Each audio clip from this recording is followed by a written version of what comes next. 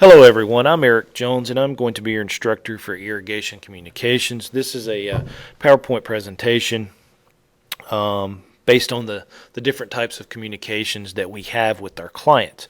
And being irrigation contractors or landscape contractors, we communicate with our clients every single day, whether it be face-to-face, on the job site when we're installing a system or new landscape. We're going to communicate with, both the husband and wife or them separately depending on their work schedule. But somebody's typically going to be home when we're installing the system or the new plants in their landscape. We're also going to communicate with our clients via the telephone. They're actually going to call. First they're going to call and request a quote. So we're going to communicate with them over the phone. We're going to go out and visit, do the estimate. We're going to communicate within, whether you actually go back to your office and type up the estimate, or if you do a field estimate and present it to the homeowner right then and there. We're also going to communicate with our clients via written communication. We're going to type up letters. We're going to send out invoices. We're going to send out reminders. Some of us may send out brochures or monthly newsletters, but we're communicating with written communication. And then we're going to send out emails.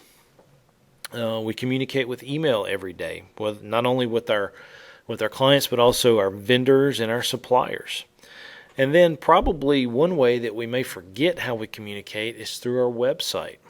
You communicate every single day with the things that are on your website. And an outdated website is one of the poor ways to communicate.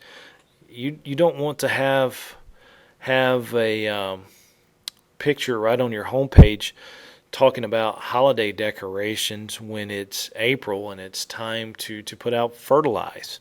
So you want to make sure that your web page is fresh and up to date.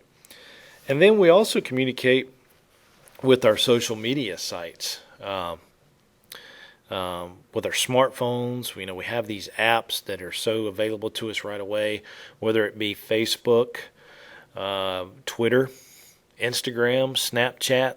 All of those are ways that we could communicate with our clients. And we're going to talk about each one of those in this presentation. And at the end of the presentation, I'm going to go over the quizzes that are, I'm going to actually go over the questions that are on the quiz. There's 10 short questions at the end of you guys watching the lecture that's used for auditing purposes. There's 5 true false and there's 5 multiple choice, and we're kind of going to talk about those at the end before you open up the quiz and take it. So let's go ahead and get started. The purpose of irrigation communications, like I said, to begin with, our businesses are based in direct customer contact. Whether it be that initial call requesting the estimate, whether it's you or your secretary or one of your employees, they're communicating directly to that customer via the telephone. When we go out and do the estimate, we're communicating directly with that customer. We're presenting them that estimate, asking for that down payment, asking for that signature so we can get started. We're in direct customer contact. And even when we complete the job, we got warranty work. You or your employees are going to be in direct customer contact with your clients. And the one thing that always gets me, not necessarily in my business, but when I call some vendors or I call some suppliers, the person that answers the phone does not have that friendly tone. That irritates me, and I would never want someone to say that about me or my business. I want somebody that's answering the phone to be the happiest, cheeriest person that there is, so that the client feels like we actually care about their needs and wants. Somebody that's answering the phone that's in a bad mood or has had a bad day, that could be the worst thing. You could lose that client. They could hang up and actually call your competitor and hire them. So you always want someone that's answering that phone to be very happy and to be very open-minded when the customer calls. And not only are we coming in direct contact with our customers, we're coming in direct contact with our suppliers, our vendors, our colleagues, our inspectors. Being in the irrigation business, we're coming in direct contact probably with plumbers, um, you know, general contractors. We're working, could be working for a large home builder, and we're also coming in contact with our competitors. And being familiar with these competitors, with these inspectors, with their colleagues, it's going to minimize the misunderstanding that we may have between um, some of our competitors or some of our inspectors. We want to be familiar with it, and having good communication skills will lessen that misunderstanding. And it's always good, to never talk down about your competitors to your clients. It's always good to say, yes, I know them. It's a good company. Known them for a long time. Good people. People want to hear that. They don't want to hear you talking trash about your competitor. Doesn't necessarily say you have to like everybody that you're competing with, but you just never want to put them down. And then good communication is always going to increase customer confidence.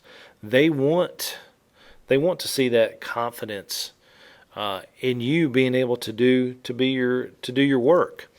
That smile, when you first get out of the truck and you walk up and you're going to give an estimate, people want to see that smile. They're getting ready to pay you. And being an irrigation contractor, we may feel like we don't charge enough, but to that client, they feel like they're spending a good deal of money. So a good smile, good handshake, and always have that friendly tone of voice. That's what people want to hear. That is going to get you the marketing of word of mouth. That people will always take over any of the communications we put out on our social media and websites. They will always take word of mouth over that, and you always having that smile, shaking the customer's hand, and always being friendly is going to help them spread the word of your business. And then solicitation of and response to questions, being able to communicate the answers that your customers may have about their irrigation system. Again, it all goes back to confidence. They want to know that you're confident in the work that you're doing, and they're going to be confident to recommend you to their neighbors and friends. Technology of irrigation communications. Well, for one, it's expedient, very fast. We can communicate at the drop of a hat with these smartphones that everybody's carrying. These smartphones have email. You can get your company email. You can get your Gmail or Yahoo Mail. All that can be gotten on your smartphone. And these smartphones also have social media apps that you can use. There's nothing like being able to take a picture and immediately upload it to your website, your Facebook account, your Instagram account, your Snapchat, and your Twitter. And some of you may or may not have took my class on Snapchat, which I think is an excellent way to briefly communicate with your clients every single day. And you may not necessarily have to do it every day, but it allows you to communicate with them with just a simple picture that's going to go away after 10 seconds. So it's a good way to communicate.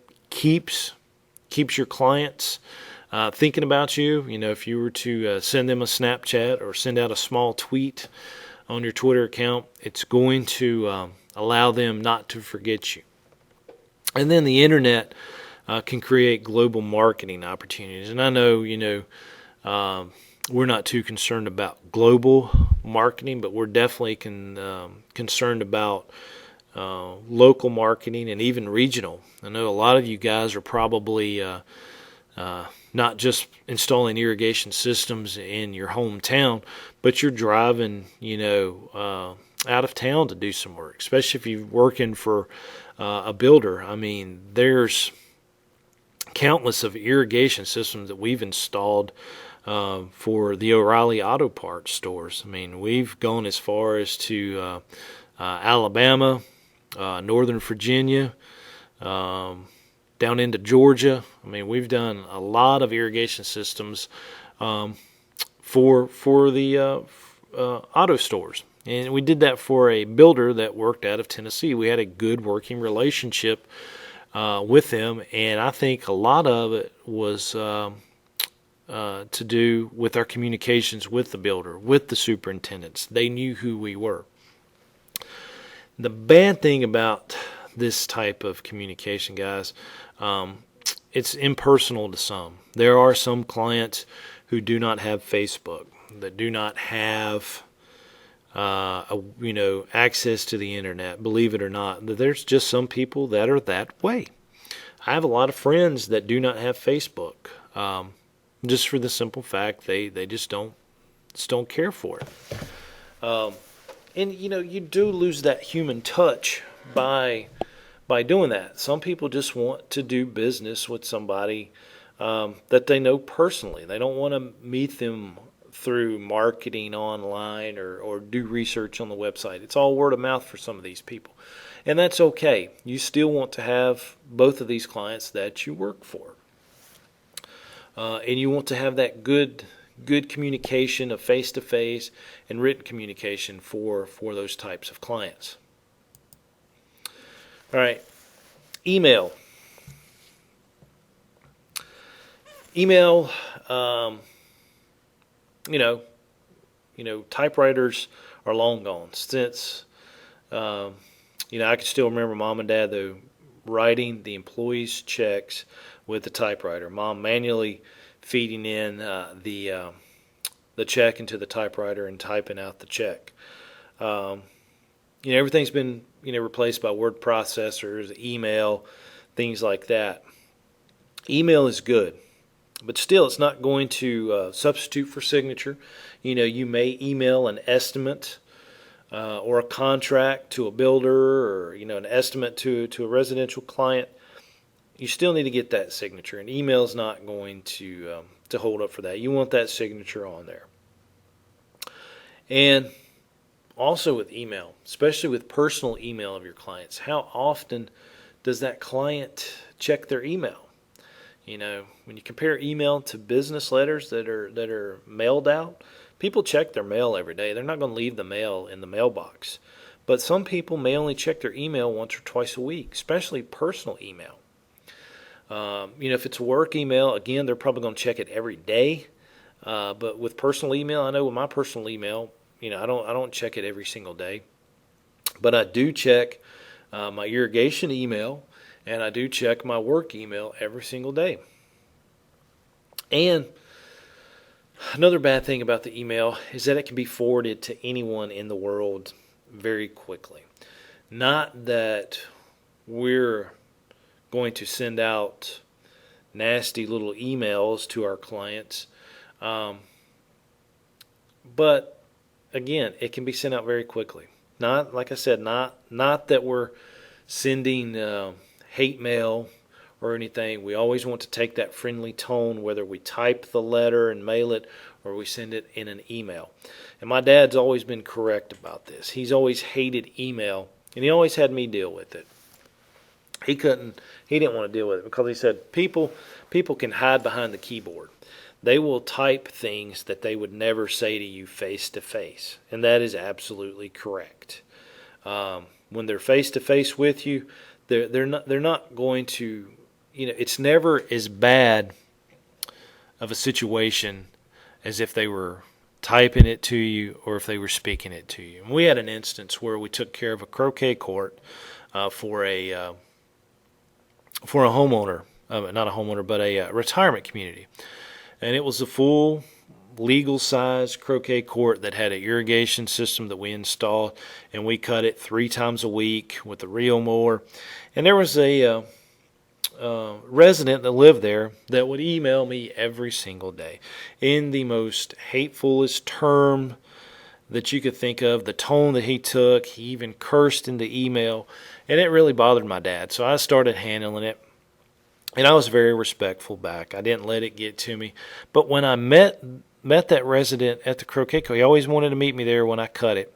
He never talked to me in the tone or cursed or anything like that he did with me face to face as he did in the email. So, Dad's correct. People hide behind the keyboard. So that can be a negative thing. So you, as a contractor, you don't want to have any hostile feelings or hateful tone that you're emailing the client. You always want it to be friendly and in a professional manner. Business letters. These are still good. We're going to use stationery, and whether or not you use a pre-printed stationery or if you have one that you print off. Now with these color laser printers, you can do your own stationery. And the thing about stationery, guys, always remember that it's used for communication, not marketing or advertising your company. I mean, it still does that to an extent, but stationery, you're putting your phone number, your mailing address, your email address. These are ways that people can communicate back to you on your stationery. So just remember that it's used for communication and not advertising. But you should always type your written letters with using these correct mechanics. They should always be on good quality white or even a creamish colored paper, and it needs to have that your letterhead on it.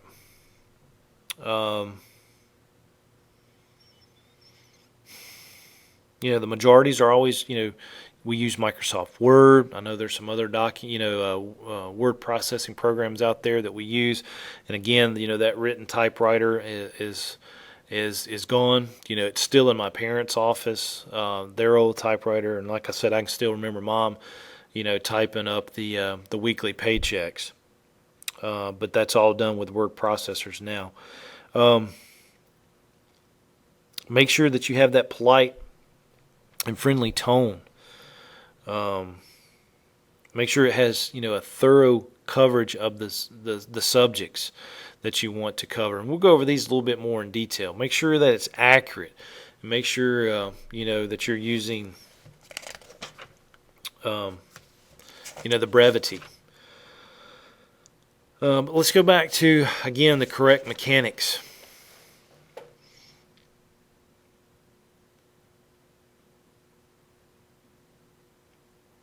We'll start out with the date.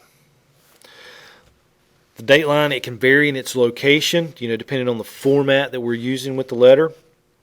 It's usually typed just below the letterhead, and you want to make sure that you leave enough space to balance the letter. You don't want it to be too crowded at the top or too crowded at the bottom. You want to space it out correctly.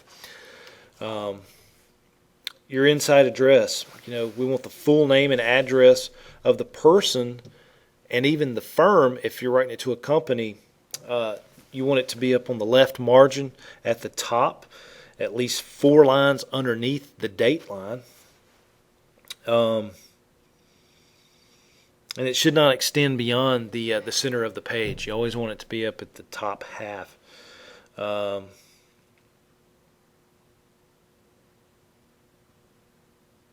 title or salutation of the client.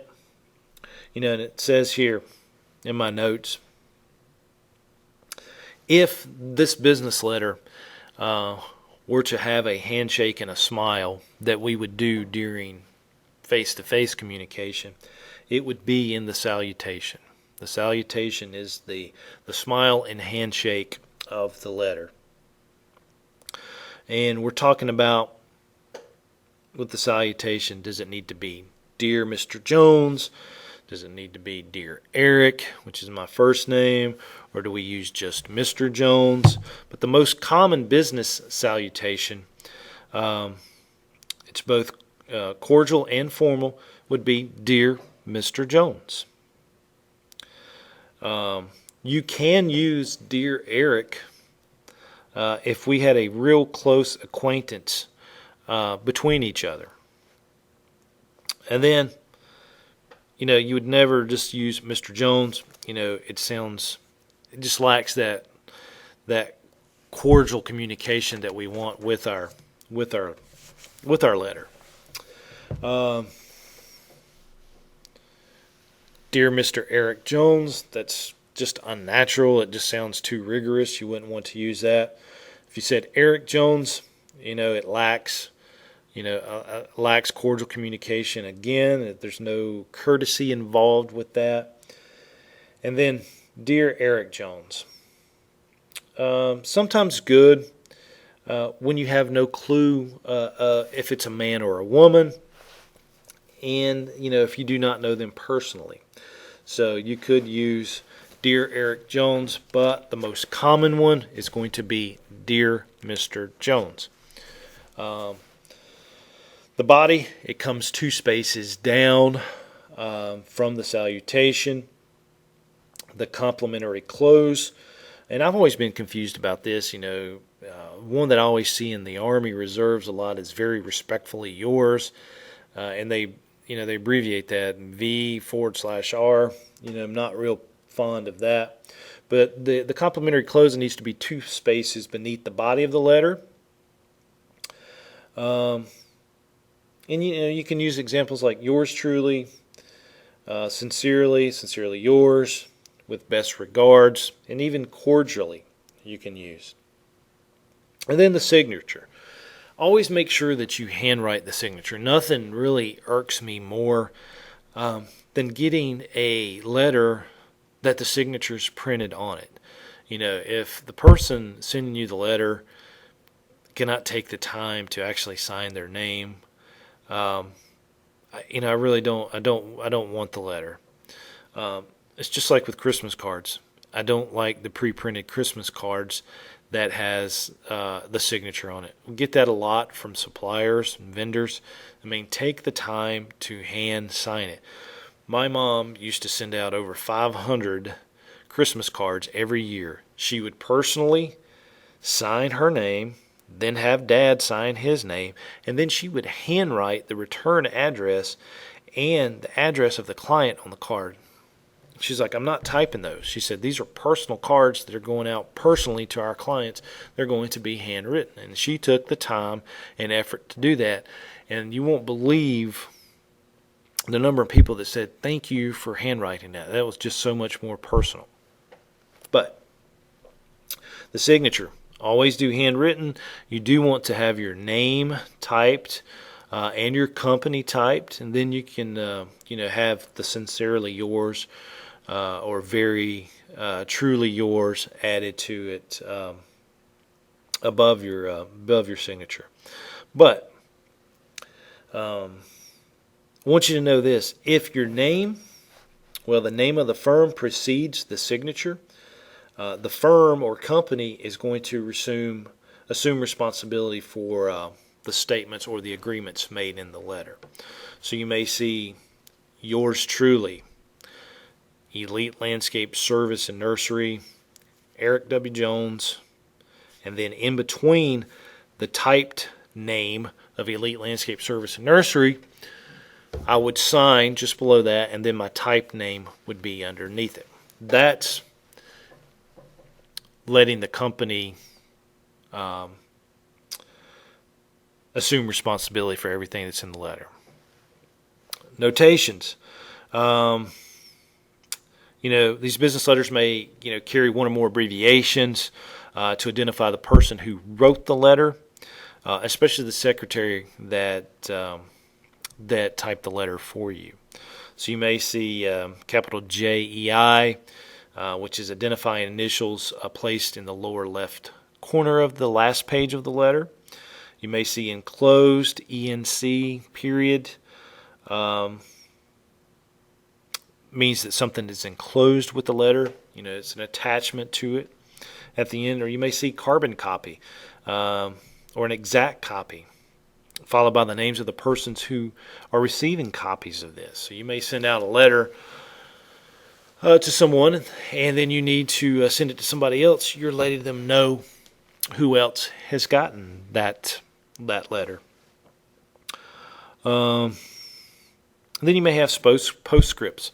That'd be capital P period, capital S period.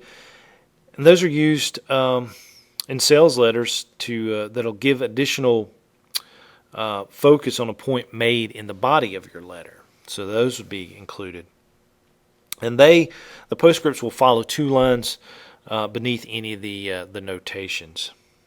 When we're using envelopes, there's 2 common sizes that we're going to use. We're going to use the 3 5/8 by 6.5 inch envelope, or the 4 1/8 inch by 9.5 inch envelope.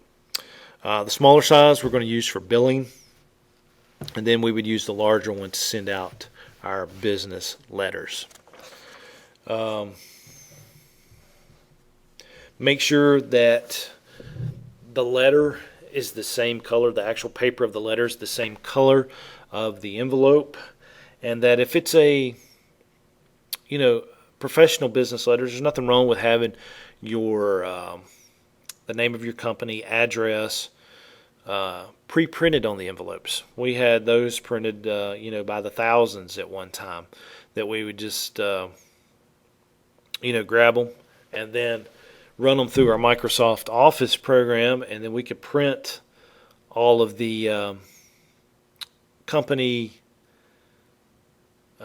clients' names out on labels, and it would print right to the to our envelope.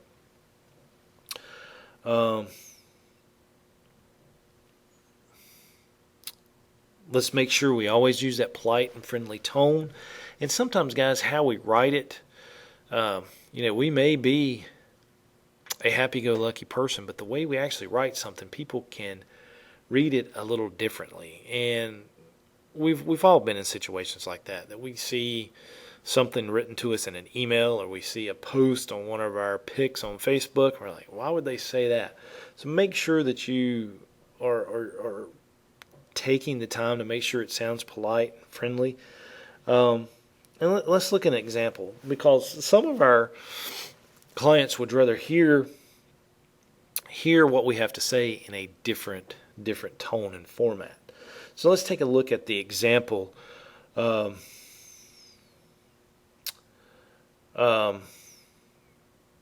having to tell our client that we can't get to their job, quickly enough.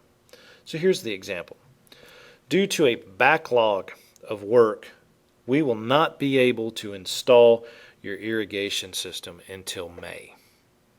We're being honest with the client. We're telling them what's happening, but we say it in a way that's going to be taken by the client a little smoother. So again, due to the backlog of work, we will not be able to install your irrigation system until May. So, how about we say it like this? We appreciate your contacting us to install your irrigation system, and we will be there during the first week of May to do the job. We didn't build in disappointment with what we said there. We stated the fact that we're busy and we can't get to it, but we're letting them know that we appreciate them. We appreciate you contacting us to install your irrigation system, but we will be there during the first week of May. We didn't use that word not. We told them we will be there in May. We didn't say we will not be able to be there until May. So just taking out that not and rewording it, it sounds a lot more polite and friendlier for the client. Thoroughness and accuracy. We want to make sure we cover the subject. And the opening paragraph of our letter should and always will state the purpose of the letter and define the subject. For example, we're probably going to have to let them know up front, hey, that they owe us some money. I am writing because we have had no response to our earlier request for payments on your overdue account. Probably one of the most times that we send written communications. You may even have to get that sometimes notarized. There's just some clients that aren't going to pay, but we need to let them know up front that the letter is pertaining to collecting the money that's owed to us, and that we don't need to throw anything else in there like talking about the weather or hope your grandkids are doing good. State the purpose of why you're sending the letter, make it thorough, and make it accurate. Brevity and directness. The letters, again, should never sound chatty. They should never deal with any topics other than what we're writing them about. Let's take an example of buying a new trencher for our irrigation system. And I'm going to read it to you. I'm going to read a letter that we've wrote to get some quotes on a new trencher. I am interested in purchasing a new trencher, model number XYZ. I saw it demonstrated recently at a trade show in Raleigh, North Carolina, and would like some more information about its capabilities. The trencher should enable our firm to double our digging operation without any increase in personnel. As you know, we're all looking to save $1 these days. Please have a sales representative call me here at my business because I need the machine in time to start digging in early spring. I shall appreciate your prompt attention to my request. Well, what we've done is we've asked for information about a trencher. What we should have left out was that middle paragraph talking about doubling the digging capacity, not having to hire extra people, and they could care less if we're worried about saving $1. We just want to be direct. We want to be direct about what we're asking for. We're asking about more information about the trencher that we need. Well, and we just talked about, the date, the inside address, and the salutation. But to recap it,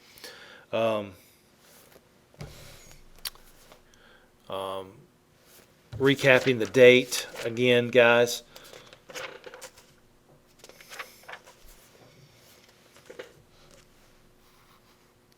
Type just beneath the letterhead. Make sure that it's spaced out, that it doesn't cram the bottom or the top. The inside address is going to be who you're sending it to. Make sure you always include Mr. and Mrs. or Mr. and Mrs. or Dr. and Mrs. You would want to include that. You would include the company name if you're mailing it to a company. The salutation, we just spoke of again, and then the body. The body happens just two spaces beneath the salutation. And the salutation, as we stated earlier, it can be the handshake and the smiling face of your business letter. Complimentary close, recap. Sincerely yours, respectfully yours. The signature, make sure you always hand sign it. Notations, if you have your secretary type it. And then the size of envelope. We're going to use a larger envelope for these letters to go out, and then invoicing would be used for the smaller letter. Tone, again, make sure you take that correct tone. Try to be as friendly as possible in your business letter. Make sure you get to the point, that it's thorough and that it's accurate. Be direct. Don't beat around the bush. Don't add any small chat or talk to the letter. Just be point and direct about it. And then, personalization. If you're going to have these pre-printed letters or pre-typed letters, you may want to change a few things on them to make them sound more personalized. Simple things like, if you've got a pre-typed letter, that you can go in and change, take the area code off the phone number. It sounds more personal if you're just using, you guys know my cell phone, it's 345-2148. But when I add 336 in front of it, it sounds a little bit more. But, you guys are calling me across from, North Carolina. But if I'm sending out a letter here in town, I'm just going to put 345-2148. I want to sound local. I want to sound like I'm in their hometown. And then if you're talking about, it's time to do some work in the western part of the state, change the western part of the state. personalize it by putting, the name of the community that the person lives in. Hey, it's time to do this type of work in Lockhurst. Don't say, now's the time that you would want to install an irrigation system in western North Carolina. Change it to saying, hey, how about, now's the time to install an irrigation system in Lockhurst neighborhood. This is the time of year that we would do it. Give me a call at 345-2148. Changing those little things like that personalizes these typical form letters that you may already have typed up in your computer. You're personalizing it, making it directly for that individual, or directing it towards that neighborhood. All right, phone communications. All right, this is probably I would say probably some of our downfalls. Probably some of the one thing that we probably need to work the most on, and that's phone communications. And I'm not saying we need to work on this. Probably something we need to have our employees work on. As you remember me talking about, the worst thing I hate calling is a supplier or vendor, and having a disrespectful, hateful individual answer the phone. And it makes you not want to do business with the person. And, we've been guilty of it. We've had people answer the phone, and I've actually heard my mother talk to some of our clients in a tone that embarrassed me, and I even had to question and take it to Dad and say, Dad, Mom was kind of rude and disrespectful.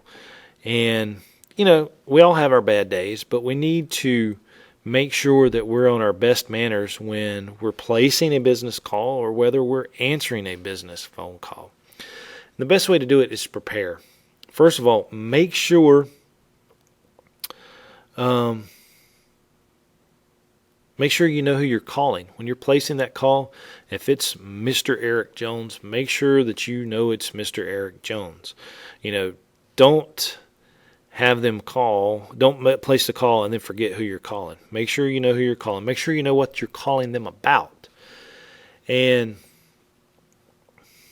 make sure, again, that that you're prepared to make that call. The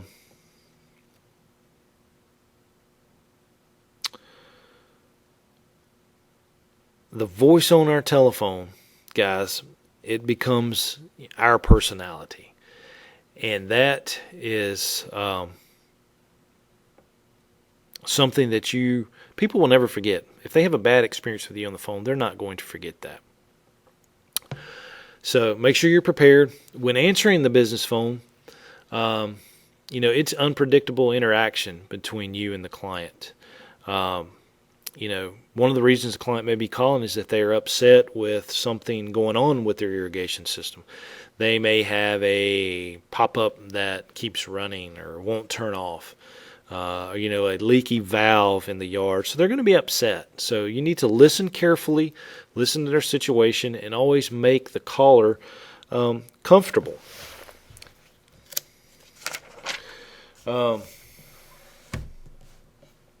But let's go back to talking about the placing the correct call again.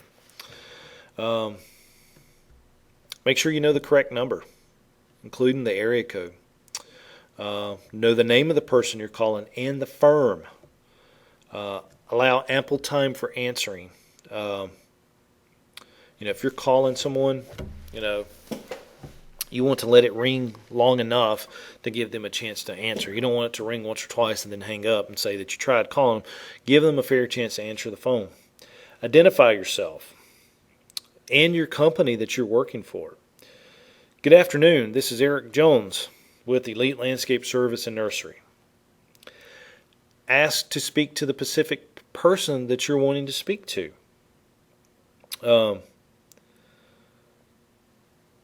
If you know that person's name, ask for them directly.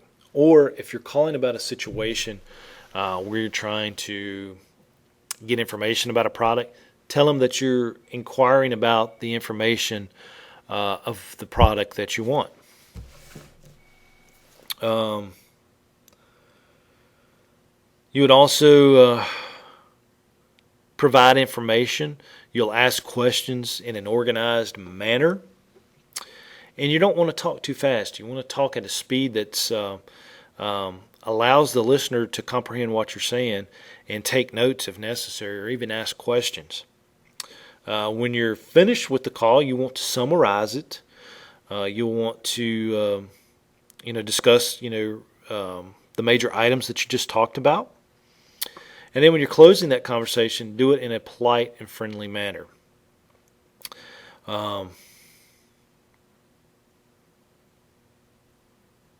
And make sure that the client or the person that you're calling has the time to talk to you. Always say, is now a good time to discuss this. You don't want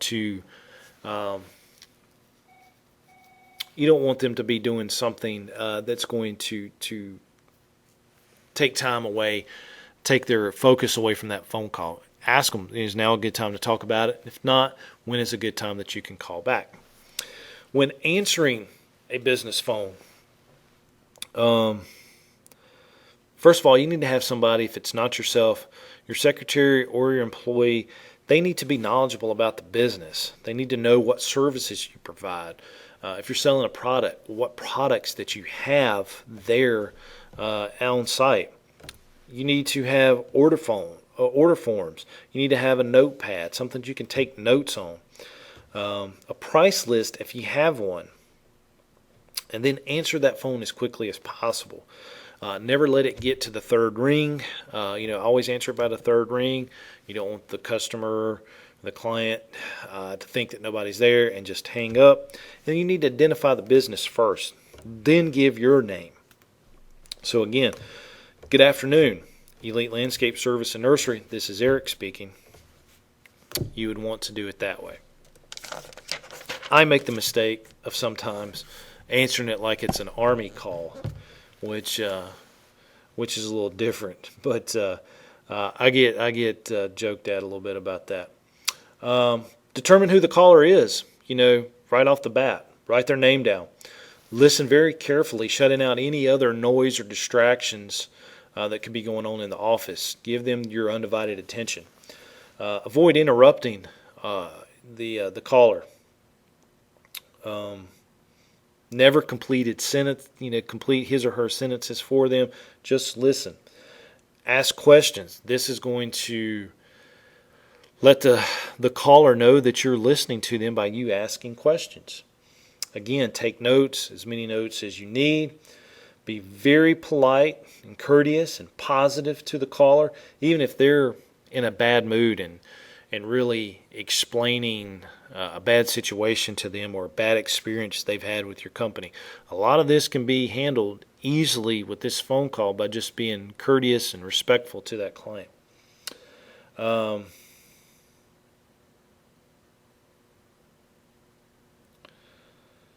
You may have to discuss cost of the system or cost of repairing parts or your hourly rate over the phone, but just remember that you've got to get it in writing before the customer really agrees to it. Just be prepared to discuss cost.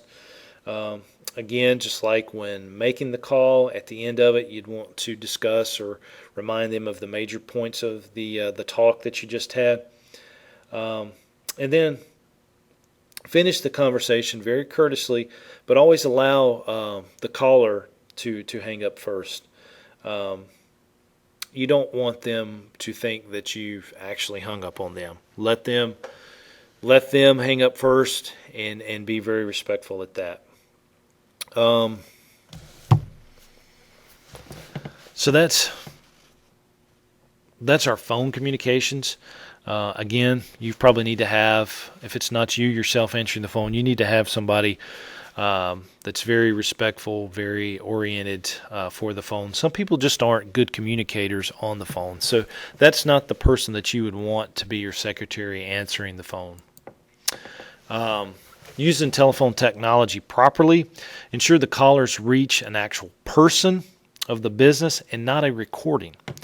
If you're if you're a one-man show, or you're small enough that you don't have a secretary, have your office phone forwarded to your cell phone. Or there's nothing wrong with actually having your cell phone as your main phone line. There's nothing wrong with that. Answering service, I don't like them. I would actually have my phone forwarded to my cell phone if I didn't have that. And I believe that is a test question. I'm just kind of looking at that, a quiz question, I believe. And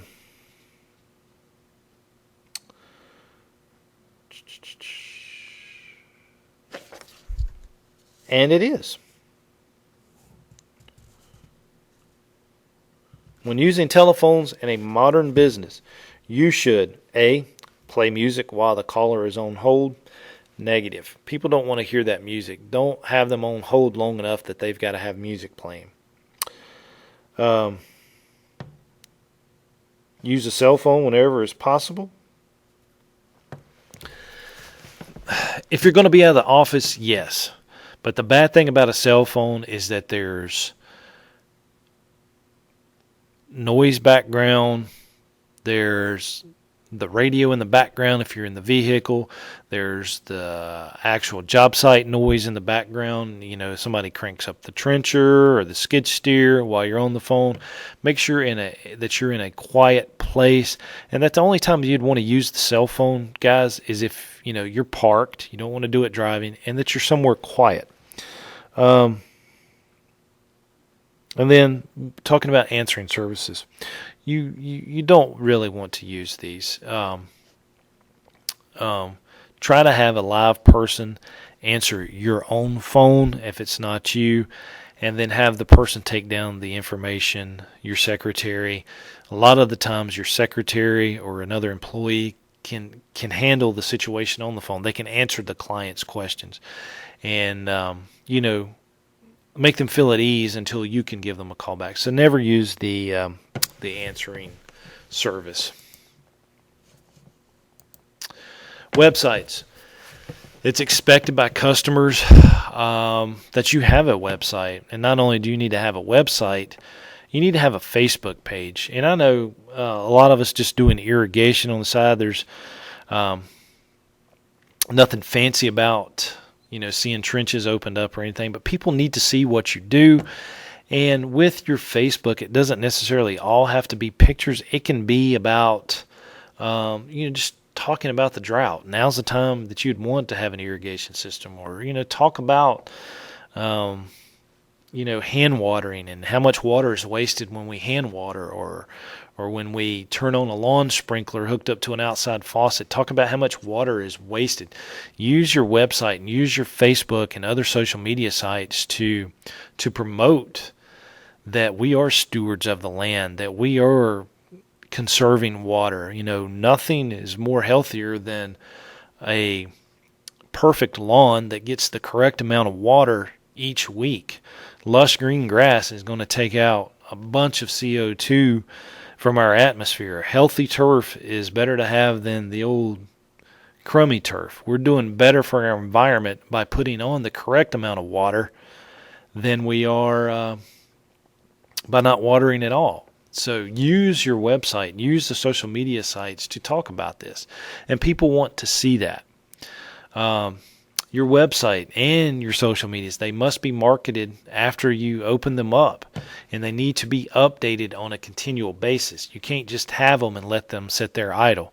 You heard me talk about, we do the holiday and Christmas decorations. We had a Christmas decor franchise for 10 years, and got out of the business for 5 years. We honored the non-compete that we had with the franchisor, and we're back in business. Doing our own holiday things.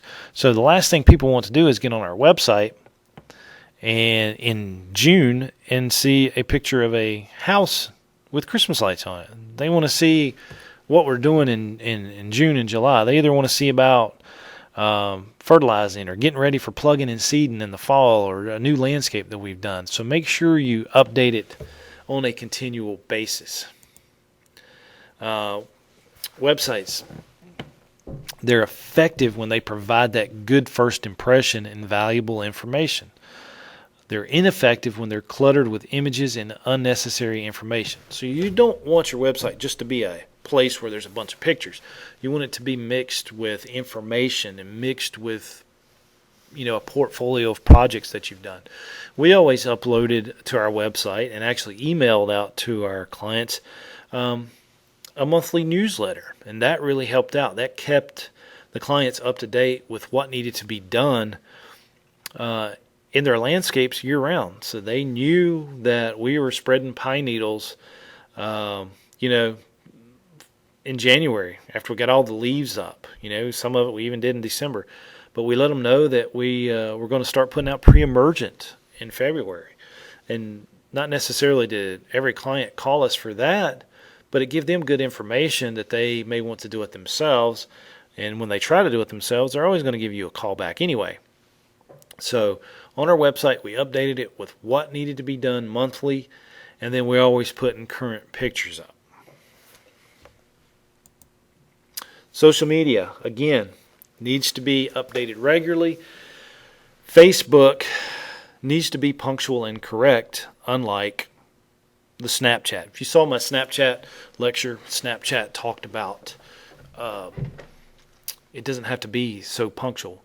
Facebook, it does, because Facebook is pretty much expected to be had by everybody. And once you put it up on Facebook, it's there, unless you log in and manually take it down. But it's there, so you want to make sure that your grammar is correct, that there's no misspelling of words, and that you don't want no photo bombs of your pictures. You want it to be nice pictures of a project that you've recently done, but you don't want to maybe have an employee blowing off the sidewalk. Wait till he goes by and take a good picture without anybody in it.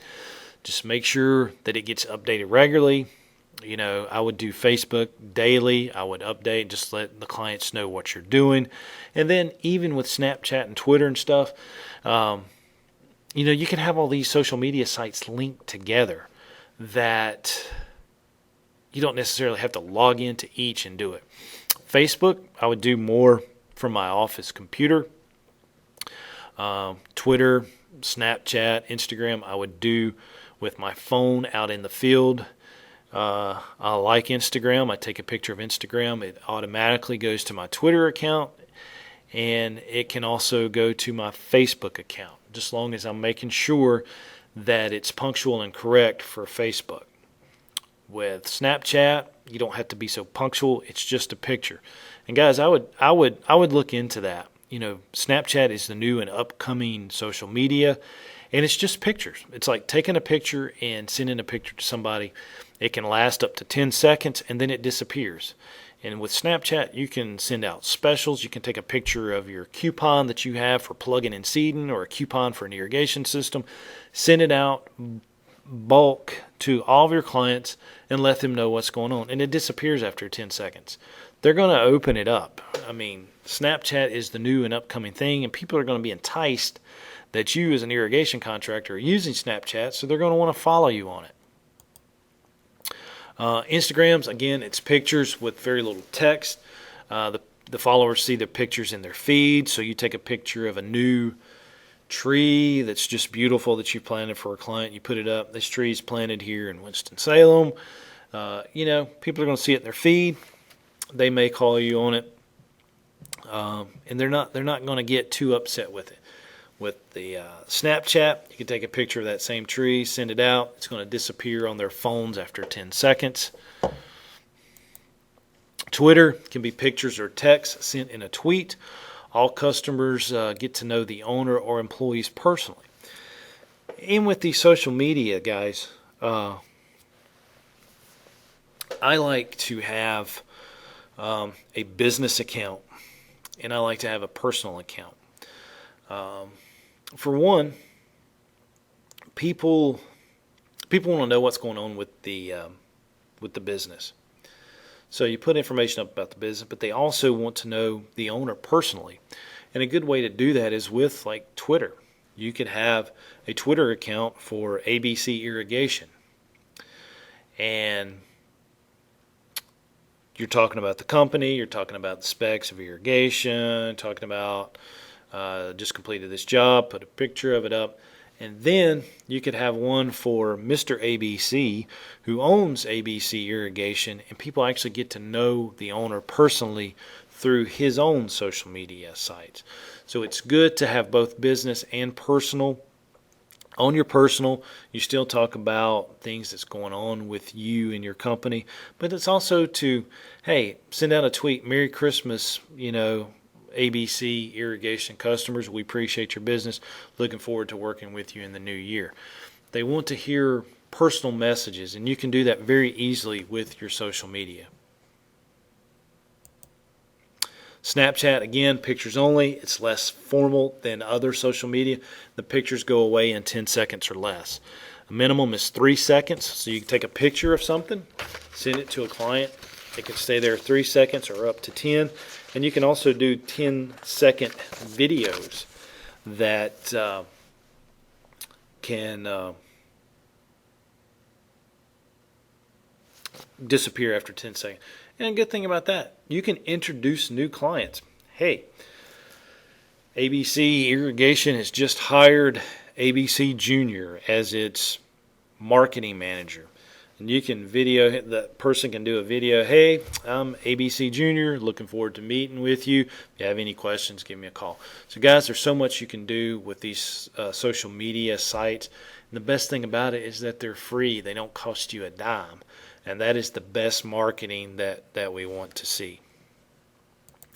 So this is the end of the lecture. Take a few minutes to answer the quizzes that's on the website. And I'm going to kind of talk over the questions with you. Like I said, we have 5 true false and we have 5 multiple choice.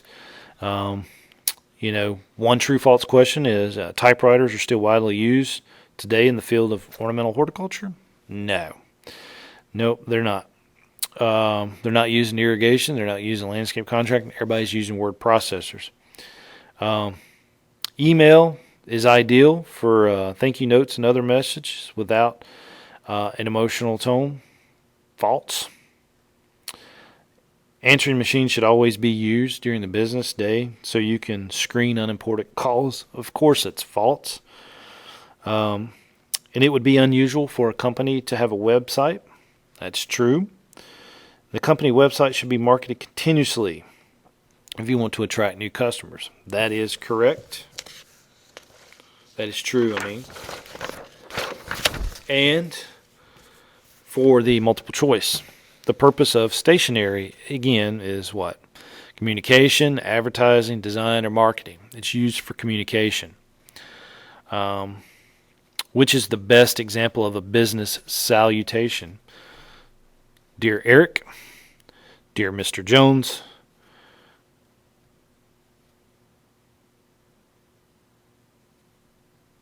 dear Mr. Jones with the comma, and that first one was dear Mr. Jones with the colon, or dear Eric Jones. And of course we'd want to use dear Mr. Jones with the colon, which is not a disadvantage of using the telephone for business transactions. A telephone call cannot be proofread. What is said in haste or in error during a telephone cannot be unsaid. A telephone call can proceed too rapidly or slowly, requiring repetition for comprehension. And then a telephone call does not allow questions to be asked when clarification is needed. And it's that last one. Remember, it's asking you for not a disadvantage. And a telephone call will allow the person to ask questions if they need something clarified. When using telephones in a modern business, you should play music when the caller's on hold. Nope, don't do that. Use a cell phone whenever possible. No, not whenever possible. Only when it's very quiet and you have the time and a good signal to communicate. You don't want the call to drop or anything like that. And then, would you want to use or not use an answering service? You want to avoid the use of it. And then, something here. I should have mentioned in the lecture. I do have it on the quiz, but it's about sending a fax. Make sure that your fax identifies the sender, identifies the intended recipient, and then make sure you always include your fax number on it. You always need to have that, cover page when you're sending out the fax. So that'll wrap up Irrigation Communications. Guys, if you have any questions, give me a call at area code 336-345-2148 or send me an email to jonesericw@gmail.com. Thanks, and hope to see you soon.